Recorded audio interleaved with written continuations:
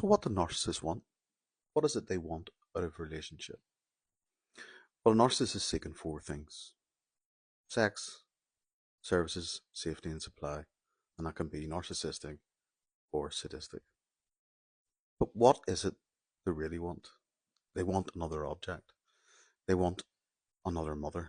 They want a sort of idealized version of mum that they never had to allow them to repeat this ongoing unconscious pattern of approach avoidance. And it's this approach avoidance thing that really shows us the key to their patterning, because the approach avoidance comes in everything. It comes to your love, your emotional capacities. It comes to denial. It comes to their grandiosity. It comes to their superiority. It comes to their entitlement. It always appears.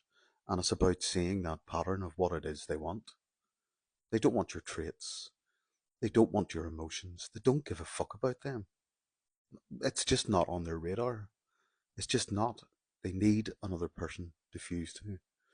They're still fused to their own mother, the mother that they never managed to separate from. And it's this compulsion to separate which drives the whole shared fantasy.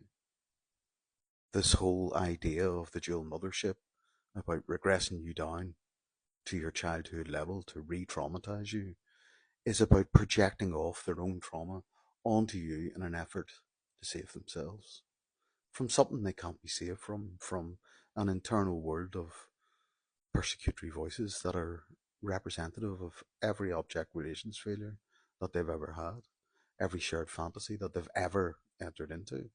And that'll be with anybody that they will ever have had relational contact with. It doesn't matter whether it's boyfriend, girlfriend, work colleague, mother, father, son, daughter. It doesn't matter, friend, flan, monkey. We could keep on going through them. They were all in their own shared fantasy, and that's because the narcissists, whenever they operate, they'll do a bit of spotting. That's the first thing they do. They spot people that they would like to be involved with, and it's about the approach. When they're approached, how does it go? Does this person seem to accept their grandiosity? And they'll get tested once or twice, and if this person still accepts them for who they are, then they're in.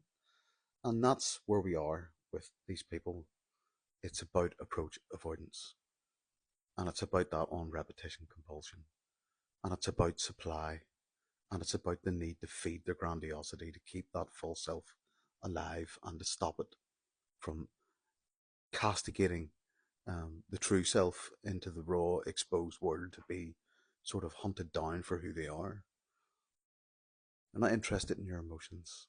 A narcissist just needs another person to believe their bullshit, to merge to idealize and then devalue. The whole thing is about separation, separating from you. There's a betrayal fantasy involved in it. There's all sorts of things going on.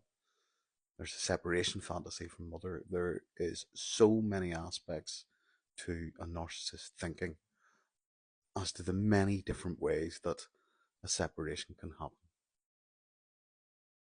Any more time you waste on these people is time you're going to lose in healing yourself. Trust me. Trust me. Peace out. Lots of love.